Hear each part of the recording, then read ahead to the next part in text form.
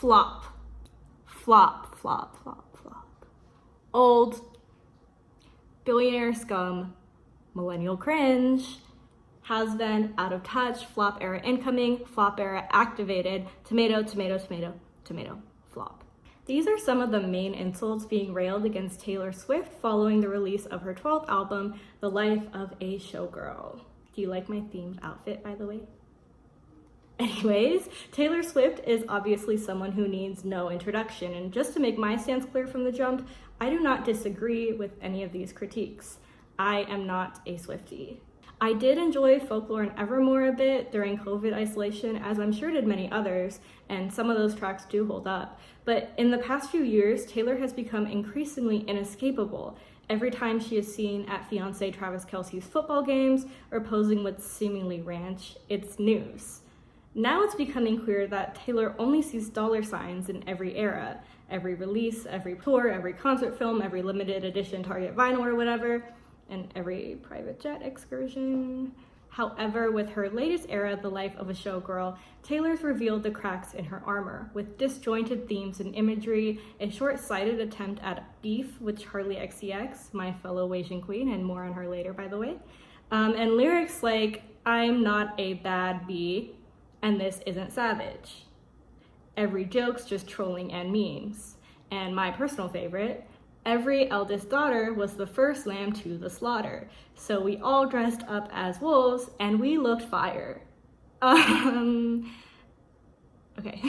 Here I would just advise Swifties to click away and stay out of my comments, please, if they haven't already. But it does seem that even some Swifties, her army of devout fans who normally jump at the chance to defend this woman no matter the offense, have changed their tune. In fact, I've had some oofs of mine who are disappointed fans / ex-fans weigh in. One says she overhyped and underdelivered. It's average at best, forgettable. From another, this album, coupled with her relentless promotion of variants, felt as if she cared more about album sales than music itself.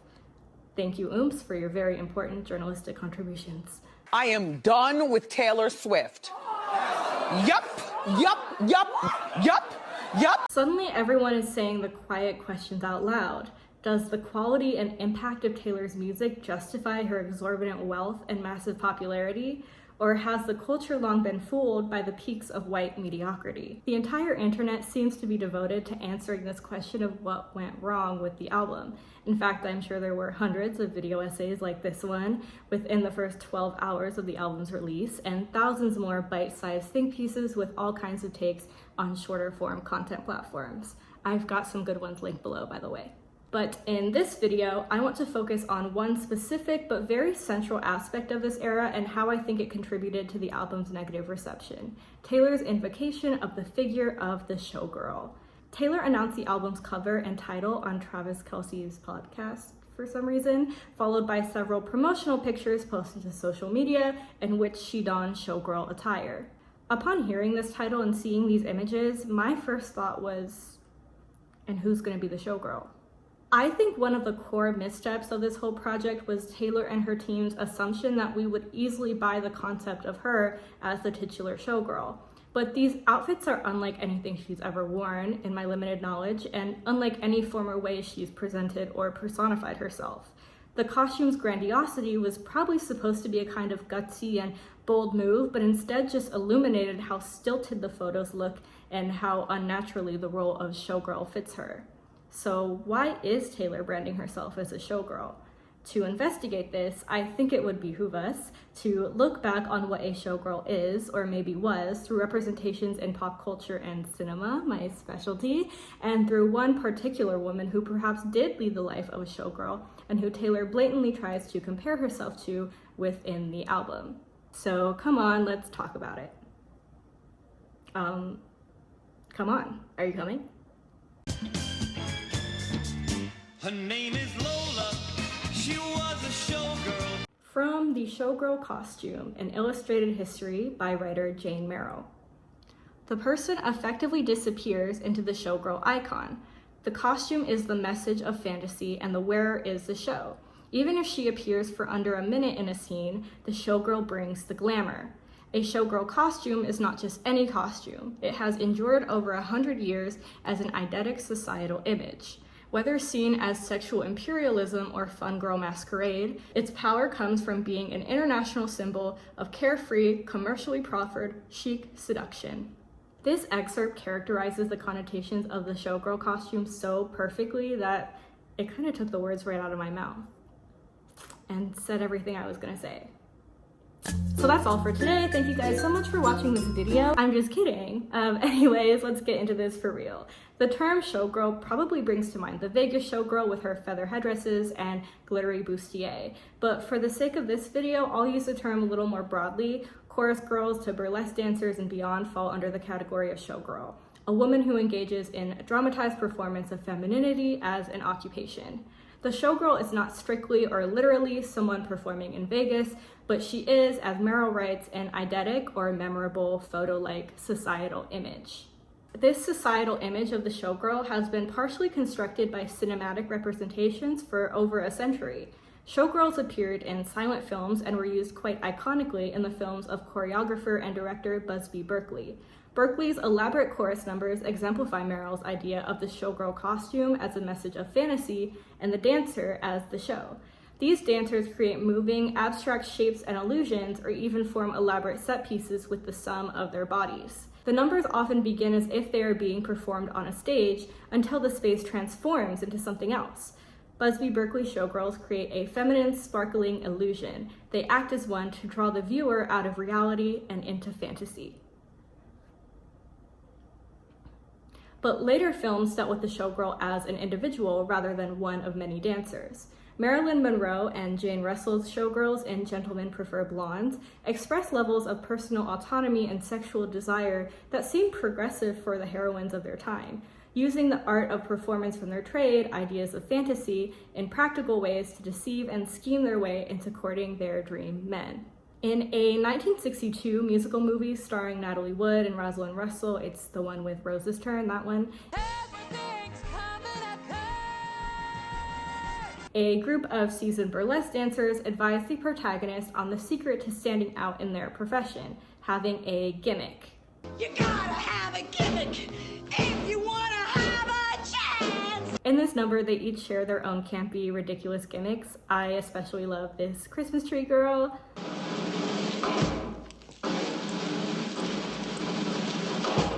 Despite being a small part of the film, I think this representation of showgirls is significant because, with their brassy voices and technological feats of costuming, these women present showgirls as something other than docile dancers in a line or beautifully deceptive man-chasers.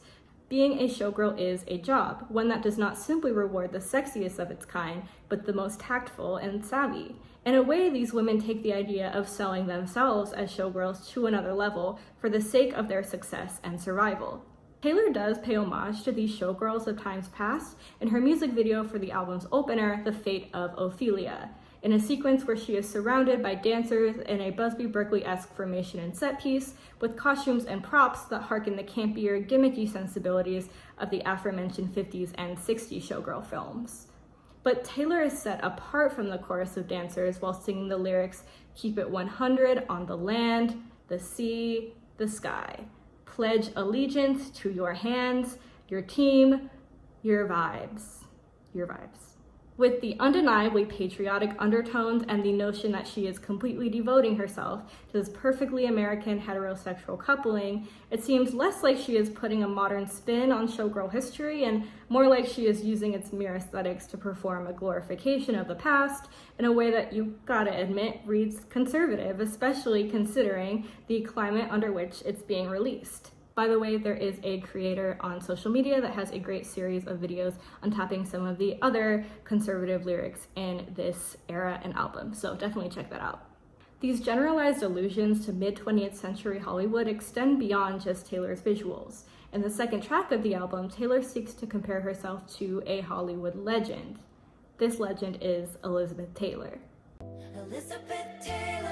Someone in the comment section said that the way she sings Elizabeth Taylor is giving Alexander Hamilton a little bit, and that, I have no comment on that. Now, Elizabeth Taylor is my icon, my baddie for life. I really adore this woman. I adore her talent and the unbreakable spirit of hers that you can just sense in everything she did. So you know that I did not play when I heard her name was going to be the title of one of Taylor's songs. And quickly on the topic of names, I'll be referring to Elizabeth Taylor as Elizabeth and Taylor Swift as Taylor. But I might get confused, so bear with me. And besides their synonymous names, which seems to be amusing to Taylor Swift, it seems Elizabeth Taylor was chosen as a muse for reasons just as surface level-y. Namely, Elizabeth was notorious in her lifetime and is still remembered for her 8 marriages, much as Taylor's list of romantic partners has been a point of discussion and ridicule throughout most of her career. Taylor also chooses the most word association-y factoids from Elizabeth Taylor's mythology to lyrically reference the actress, from her purple eyes to her extravagant rare jewelry collection. Oh, and there's also a lyric about the Hollywood restaurant Musso and Frank's, because Elizabeth Taylor, is what? A Hollywood actress. Wow. The simplicity of these references frustrated me for a few reasons. Despite my qualms with Taylor, I of course do hold space for the fact that she has been subject to unfair misogynistic ridicule for her dating history, something she has spoken out about herself. But in the song, Taylor seems to only double down on this very history of many partners narrative as the main thing she sees about herself and Elizabeth, further perpetuating this misconception about the both of them. In fact, there's so much untapped potential in Elizabeth Taylor's life beyond her marriages and jewels that could have been explored here to truly fulfill the story promised by the phrase, the life of a showgirl. It could practically be the name of a biography about Elizabeth Taylor. And the abridged excerpts that I've selected to discuss for the sake of this video about Elizabeth Taylor's life only scratch the surface of this woman's crazy lore, I'm telling you. That's my line.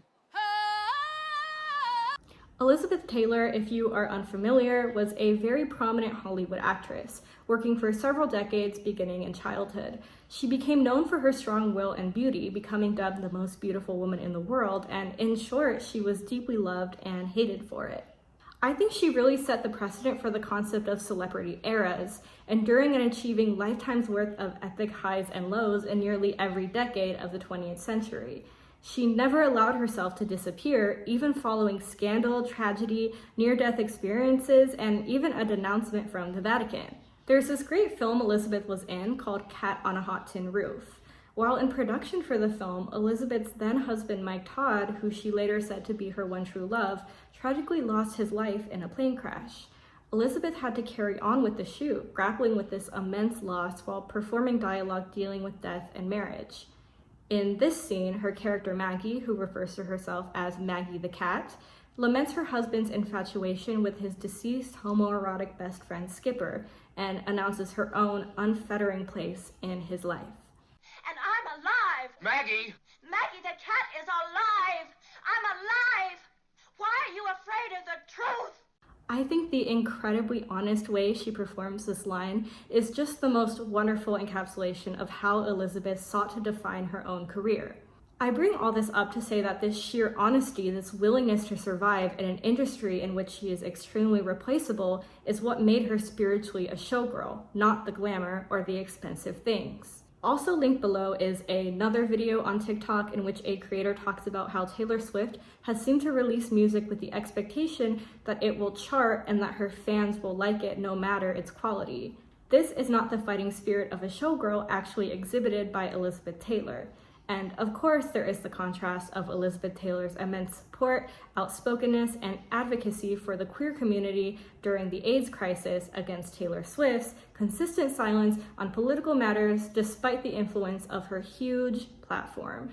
Elizabeth Taylor is the perfect real-life embodiment of Merrill's words from the earlier passage, in which the showgirl herself is the show. Thus, for many reasons, Taylor's Elizabeth Taylor comparison ultimately fell flat. But if anything, noting the way the life of a showgirl is being received, Taylor should be taking notes on how Elizabeth bounced back from negative attention between eras. Because as show business goes, the spotlight could just as easily move on to someone else, no matter how successful one was at their peak. And given some more missteps the singer made in the album, Taylor's use of the showgirl figure, an image which is honestly dated, is looking less like a modern revision and more of an omen of how her own image is changing in the year 2025. So at long last, let's get into the juicy stuff. While I clearly just love the opportunity to talk about showgirl films and figures of the past, they aren't exactly top of mind references for most, and they don't really reflect the place of the showgirl in the modern era. With this confused imagery, Taylor posits herself as a showgirl stuck between past and present. The imagery of the past is what she's using, but she exists in the world of the present. So I think there's 2 more contemporary films about showgirls that can help us further define the showgirl image now, while also providing eerie parallels to what might become of Taylor following this album's negative reception. These films are pretty straightforwardly named. There's Showgirls, Paul Verhoeven's 1995 film, and The Last Showgirl, Coppola's 2024 film. Showgirls has achieved cult/camp classic status, but it was a laughingstock when it was released. The film is defined by exploitative and gratuitous nudity and physical and sexual violence. It's so thoroughly explicit that it was genuinely hard for me to find clips that I could use here. And of course, there are the film's over-the-top performances of even more outrageous dialogue. Where are you from?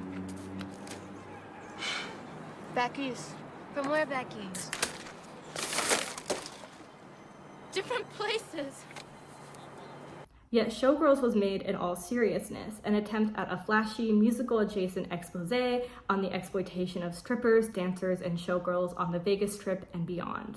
Whether Showgirls effectively criticizes this exploitation or simply indulges in it is still to be debated to this day, and yet in pushing these themes too far, I think the film reveals a lot about the feminine grit and hunger of the showgirl in a violently male-dominated world beneath the glamour and fantasy. Showgirls has many truly insane plot points that I implore you to witness yourself if you have the will, but here's a very bite-sized synopsis. The film follows a scrappy young woman who calls herself Nomi Malone and hitches a ride to Las Vegas with hopes of becoming a headlining showgirl. She first finds work at a strip club, then later joins the chorus of the dance review show Goddess, but not without facing several rounds of sexually humiliating auditions and vetting processes. The show is headlined by a more seasoned performer, Crystal Connors, with whom Nomi develops a, I guess you could say, homoerotic rivalry with. As their conflict comes to a head, Nomi pushes Crystal down the stairs so she can take over Crystal's headlining spot. In her discussion of the film for her podcast, You Must Remember This, which is great and I highly recommend, by the way, writer Karina Longworth states, Showgirls is really about mirroring. It's about entertainment as a giant mirror on American culture, in which we look to see our real selves reflected as much as, like Nomi looking at Crystal, we fantasize about what we'd like to be. The film also mirrors the audience's presumed preoccupations with sex and stardom back at them through a distorted piece of glass. I think this analysis perfectly sums up what Showgirls does to modernize the idea of the showgirl. She's not just sexy, but sexualized, not just glamorous, but unattainable. And as we see through Nomi's trajectory, the status of the showgirl can only be attained through facing unspeakable treatment and tearing others down the stairs to prop yourself up. And for what? In real life, most of these review shows on the Vegas Strip ended in the 2000s or 2010s. So what can be gleaned symbolically from the fact that showgirl performances, which women like Nomi fought tooth and nail for, and which represented the height of sexual indulgence in American society, no longer have a place? That's where The Last Showgirl comes in, which is, in its approach to their shared subject matter, a polar opposite of Showgirls, but could also be seen as its sequel. In a very inspired and meta casting choice, Pamela Anderson plays Shelley, a 57-year-old dancer who has been part of the Vegas show La Razzle Dazzle since the 1980s. She and other dancers receive short and sudden notice that the show will be closing permanently. In the 2 weeks leading up to her final performance, Shelley grapples with the overwhelming loss of this thing she devoted her entire life to. But the costumes, the sets, being bathed in that light night after night, feeling seen, feeling beautiful. That is powerful, and I can't imagine my life without it. She watches as the much younger dancers in her company attend auditions for more risque shows and gets rejected from these opportunities herself due to her age. I mean, let's be honest. You were hired because you were sexy and you were young. I don't know how to help you if you don't understand. That's not what you're selling anymore, baby. Next. According to director Coppola, The Last Showgirl was shot specifically to look like a documentary of a modern Vegas rather than a hyper-stylized version of the city a la Showgirls. The idea of the Vegas showgirl further of sex and stardom is long gone if it was ever real to begin with. And as Shelley fights to justify the importance of the show itself, of her whole livelihood, we as the audience can only take pity on her. We understand that this is an unfair loss, but also that it's time to let go. I'm sure you can predict how I intend to tie this all back to Taylor. In taking in all of the responses to The Last Showgirl on social media and thinking of it in context with these two films, there was a major elephant in the room: Taylor's age. To save you all the click away from looking it up, Taylor is just 35, and though it seemed like we were all acknowledging Hollywood's ageism problem with a certain modern masterpiece that came out last year, the pendulum always swings, and we've already come back around on our consciousness of this a little bit. I am a member of Gen Z, and I would be lying if I said I haven't ever participated in these kinds of jokes, whether about millennials generally or Taylor specifically. I mean, when you're still writing lyrics about going to the prom, it's gonna be really hard for me to hold my tongue, I'm sorry. But dare I say the millennial cringe factor Taylor is emitting is not just attributed to her literal age, but her inability to evolve from lyrics full of internet slang from like 10 years ago, and her clear out-of-touchness from, well, being very rich and out of touch. And nothing displays her clear oversight for what the culture deems cool right now more than her bizarre attempt to start a feud between herself and Charli XCX. Hired ass showgirl. You. Showgirl, at least I am a showgirl, bitch. Go back to Party City where you belong. In the track Sympathy is a Knife from the cultural defining album Brat, Charli XCX writes about her insecurities which come to the surface when she is around another female artist who at the time had amassed much more fame than her. Fans quickly speculated that the subject of the song was Taylor Swift, and there's also the Matty Healy 1975 of it all, blah, blah, blah. But the lyrics are not at all insulting to Taylor and more so revelatory of Charli's own insecurities and inability to stop internalizing and comparing their fame. This was a great song, but I personally don't think Charli's qualms with Taylor Swift were a major cultural takeaway from Brat. In fact, I forgot until recent events that the song was even about Taylor. But of course, Taylor didn't forget. Her Life of a Showgirl track, Actually Romantic, makes Charli out to be fanatically obsessed and out to get her, making low blows at her cocaine use. Get it, blows? Like cocaine. Sorry. I like to think that Taylor saw herself as Showgirls' Nomi Malone with this move, going out of her way to bring someone else down for her own gain. Perhaps she thought that she could replicate the headline-worthy feuds of her Reputation era 8 years ago. Charli is not much younger than Taylor, but in terms of the Gen Z meter of coolness, it's Charli who seems to have surpassed Taylor, perhaps being the one to metaphorically push her down the stairs. Because beneath the aesthetic and attitude of Brat, Charli chose to be vulnerable and authentic, something young listeners seem to value. Big shocker, I know. I also don't mean to imply that the end of Taylor's career is hurling towards her as swiftly, as Shelley's in The Last Showgirl. She's definitely not going anywhere right now. But the feeling I got while watching that film, that a certain period of culture has passed, that the rest of us have seemed to move on, is certainly coming to the surface when I see how Taylor's current cultural output fares against the rest of the pop landscape. I also can't help but think of the themes of replaceability in both Showgirls and The Last Showgirl, that there's always someone else waiting in the wings to take their place. This became especially clear to me on the album's titular and final track, The Life of a Showgirl, which features Sabrina Carpenter. These lyrics do convey the tenacity of the showgirl that I've been getting at this whole video, and that seems to be lacking in the rest of the project. Here, Taylor implies that she is here to stay, that the trials and tribulations of show business were worth her success. But Sabrina's presence in the song seems to challenge that. Is Taylor uplifting a younger artist who has admired her for years? Is she passing the torch? Or is she unaware of the ways in which Sabrina might take the place she once held in the pop scene several years ago? If ever there was a 2020s version of the showgirl pop star, Sabrina certainly fits the mold with her spunky sexuality and its side effects of controversy, which I covered in my last video, go check it out. And yes, from what I know, Taylor has shared personal reasons for steering away from a more sexually embodied persona, and there's nothing wrong with that, but the pessimist in me can't help but wonder if this decision has anything to do with the fact that a more grown-up kind of style and body of lyrics would limit her audience, reducing her streams and ticket sales. All this to say, there are younger performers with the showgirl attitude and spirit of integrity who are becoming quite successful, especially with younger audiences. Of course, Sabrina and Doechii and even Addison Rae. Finally, there is one more little aspect of the showgirl that Taylor is overlooking, which is becoming increasingly apparent. It's existed in the older cinematic representations of the showgirl, and it's the final thing that provided Pam Anderson's character with solace before her last performance. It's something Elizabeth Taylor forfeited on occasion, but more in the absence of later in her life, a spirit of sisterhood.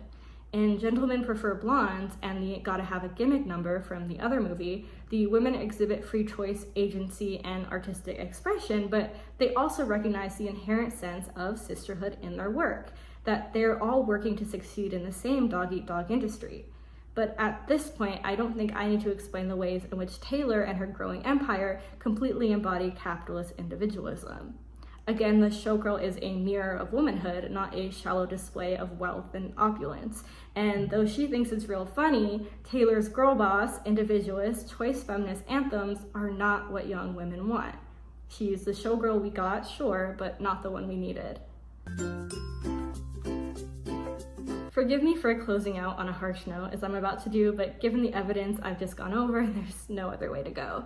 As we can see, a showgirl promises an unattainable standard of highly performed and aestheticized femininity and sex, both projected onto them and embodied by them. But at her core, the showgirl is in control of her image and she fights to make it so. The only thing unattainable about Taylor, though, is her absurd wealth and influence. But this long-held idea of Taylor as an exceptional pop star and artist and overall untouchable woman like no other is beginning to crack. Her ability to buy her way into total world domination cannot distract us from the averageness of her music much longer. Among the ridicule this album is receiving is a longing for the scrappy, fearless tenacity of a true showgirl, something Taylor Swift will never be. Oh, honey. Girl, security. So anyways, this really is everything I have to say on Miss Taylor Swift, and I hope I'll be done for a good while now. As I've mentioned throughout the video, there's so much more that has been said on this album/era, so I've linked below some great perspectives. Definitely check them out. By the way, I am Liv. I make video essays on film and pop culture. For the next one, I would like to focus more on film, but I said that last time and then this happened, so who knows what could crop up. Either way, stay tuned if you liked what you saw here, because I will be putting out more no matter what it is. So subscribe and give this video a like as well while you're at it. Thank you so much. Goodbye. Hold on to the railing, you don't want to fall.